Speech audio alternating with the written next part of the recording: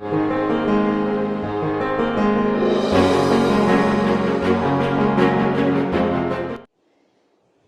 The Lord.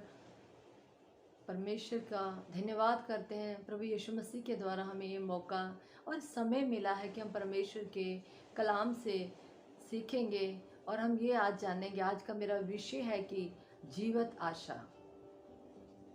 जीवत आशा, उम्मीद क्या है?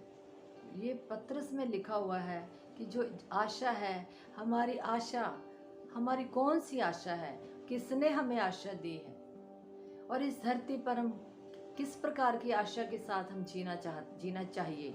ये मैं पहला बाब तीन आयत से पढ़ूंगी। एक जीवत आशा, एक जीवत उम्मीद। यहाँ पर लिखा है कि जो परमेश्वर है, उस परमेश्वर जो है, पत्रस कहता सबसे पहले हमें परमेश्वर का वो धन्यवाद दे रहा है कि परमेश्वर ने हमें अपनी बहुत बड़ी दया से जीवत आशा के लिए नया जन्म दिया है। हमारा नया जन्म हो चुका है। जो मसीह में मेरे प्यारे भाई बहन हैं, उनका नया जन्म हो चुका है। अब हमारा जो है पवित्र आत्मा के द्वारा, प्रभु यीशु मसीह के द्वारा, जब हमने यीशु मसीह पर विश्वास किया तो हमें नया जन्म, हमारी आत्मा का नया जन्म हो चुका है। हमारी आत्मा जान चुकी है कि मैं कहाँ से आई हूँ, कौन है मेरा सच्चा परमेश्वर। पहले हम दूसरे ईश्वरों को मानते थे जो कि धरती के ऊपर है, लेकिन वो ईश्वर नहीं है। लेकिन अब आत्मा जान चुकी है प्रभु यीशु मसीह के द्वारा कि सच्चा परमेश्वर कौन है, और वो है प्रभु यीशु मसीह। और पतरस जो है, परमेश्वर का दास पतरस, इसके बारे में बता रहा है कि जीवत आशा जो है मैं आपको बताऊंगी। और जीवत आशा हमें किसने दी है?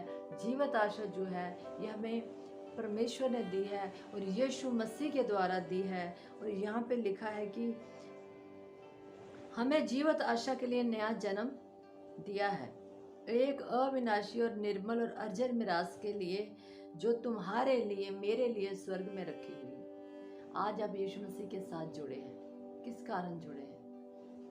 संसार की वस्तुओं के कारण जुड़े हैं, अपने परिवार की जरूरतों के कारण जुड़े हैं, या कुछ और भौतिक वस्तुओं के कारण। लेकिन हमारे यीशु मसीह ने हमें अपने साथ जोड़ा है।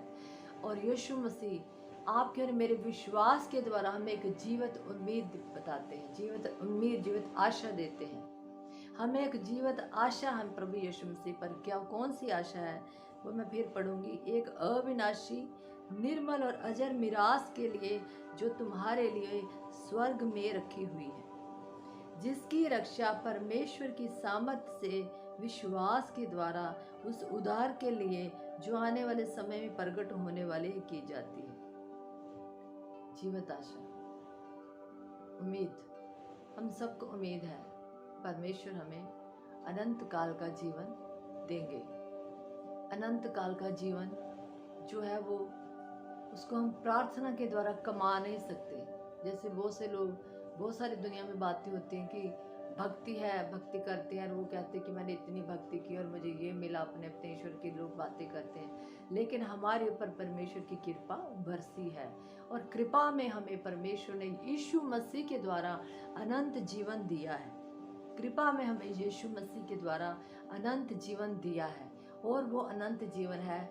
कोई भी मसीह नहीं कह सकता कि ये मैंने कमाया है, ये मैंने अपने बल के ऊपर कमाया है, ये मैंने अपने कर्मों से कमाया है। या जीवत आशा उसने अपने कर्मों से लेके, हाँ मैंने अच्छे काम किए हैं और मुझे उम्मीद है परमेश्वर के ऊपर कि वो मुझे स्वर्ग में लेकर जाएगा। नहीं मेरे भाइयों और ना ही मेरी बहनों, ये हम में से कोई भी नहीं कमा सकता, क्योंकि इसके लिए जीवत आशा देने के लिए हमारे प्रभु यीशु मसीह को इस धरती के ऊपर देह का रूप लेना पड़ा। और देह के रूप में आकर किस तरह से उन्होंने संकट, मुसीबत, 30 साल वो अपने परिवार में किस तरह से रहे, और 30 साल के बाद प्रभु यीशु मसीह ने जो सेवा की, जो सेवा का कार्य उनका शुरू हुआ, उसमें उन्होंने क्या क्या किए, और यीशु मसीह किस तरह से परमेश्वर की पूर्व पहले बनाई गई योजना के अनुसार, पत्रस में लिखा कि जगत की उत्पत्ति से पहले उसमें हमें चुन लिया था।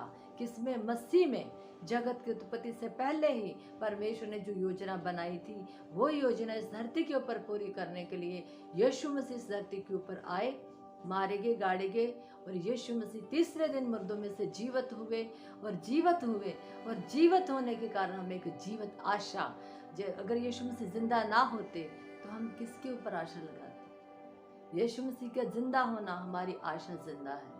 यीशु मसीह जिंदा हुए और हमारी आशा भी जीवित है। इसलिए कहा गया पतरस में 3 आयत में जीवित आशा। जैसे इस धरती के ऊपर लोगों की आशा आप जानते क्या क्या है, उनकी उम्मीद किस चीज़ों के ऊपर, भौतिक वस्तुओं के ऊपर लगी होती है।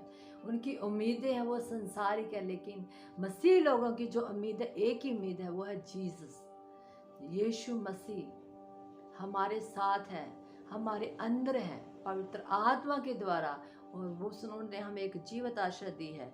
और वो आशा क्या है कि यीशु मसीह जो है हमें स्वर्ग में लेके जाएंगे। उनके कारण ही हम स्वर्गवासी बने हैं, उनके कारण ही हमें, यहाँ पर लिखा है, अजर अमर निर्मल मिरास के लिए जो तुम्हारे लिए स्वर्ग में रखी गई है।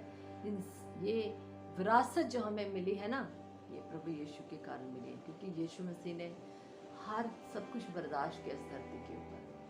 हमारे पाप इतने भयानक, पाप बहुत गंभीर चीज़ है। हमारे पाप इतने भयानक थे, इतने गंभीर थे कि एक पापी इंसान अपने पापों का कैसे वो लेखा चुका सकता है।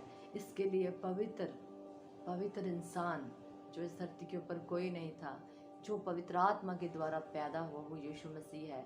और वो पवित्र इंसान भी है, पवित्र मनुष्य, पवित्र परमेश्वर भी है। और परमेश्वर का मनुष्य बनकर आना पड़ा हमारे लिए, हमें जीवित आशा देने के लिए कि हाँ, अब हमें शरीर से छुटकारा, यही है हमारी जीवित आशा। कौन सी जीवित आशा है? इस बॉडी से, इस जिस्म से हमें छुटकारा मिलेगा। ये जो जिस्म है ना, ये जिस्म का एक ही काम है, पाप करना। होंठ क्या करते हैं? बदतमीजी से कितनी गाली गलौज करते हैं, अपशब्द बोलते हैं। आंखें क्या देखना पसंद करती हैं, कान क्या सुनना पसंद करते हैं। ये सब किसका हिस्सा है? हमारी बॉडी का हिस्सा है। और जीसस क्राइस्ट की जो देह प्राण आत्मा में पवित्र थे, क्योंकि वचन में लिखा है वो पवित्र आत्मा के द्वारा पैदा की गई, वो परम प्रधान के बेटे हैं। इसलिए मेरे प्यारे भाई बहनों, आज मैंने आपको एक जीवित आशा, आप जिंदा है धरती के ऊपर एक जीवित आशा के साथ। आप दुनियावी लोगों के साथ के दुनियावी जितने दुनिया के लोगों की उम्मीदें, आपकी उम्मीद वैसी नहीं है। आपको और मुझे खुदा ने एक जिंदा आशा दी है कि एक ना एक दिन परमेश्वर जब स्वर्ग से प्रकट होंगे तो हमें इस जिस्म से छुटकारा, हमेशा के लिए जीवित आशा, अनंत काल का जीवन है जीवित आशा, वो हमें मिल चुका है। और उसके लिए हमें इस जिस्म में इस बॉडी में हमें संघर्ष करना है, पाप से संघर्ष करना है।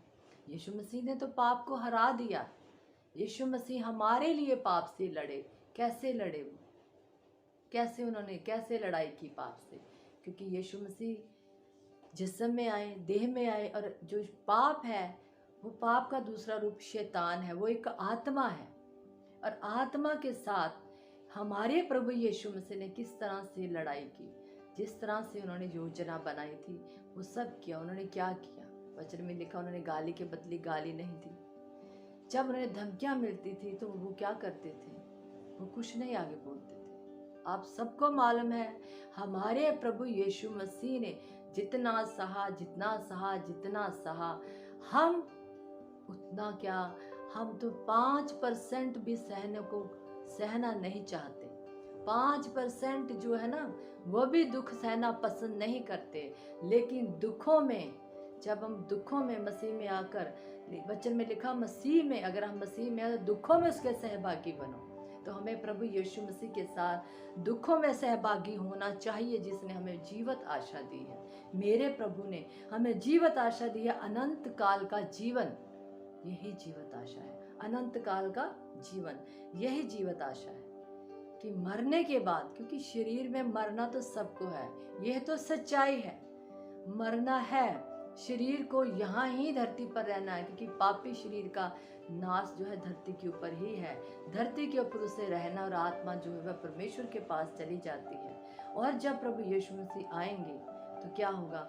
आत्मा प्रभु यीशु मसीह का दिया हुआ शरीर जो है वो धारण करेगी। मेरे प्यारे भाई बहनों, मैं परमेश्वर का धन्यवाद करती हूँ कि आज आपने एक जीवित आशा के बारे में सुना, प्रभु आपको इस वचन के द्वारा बहुत आशीष दे।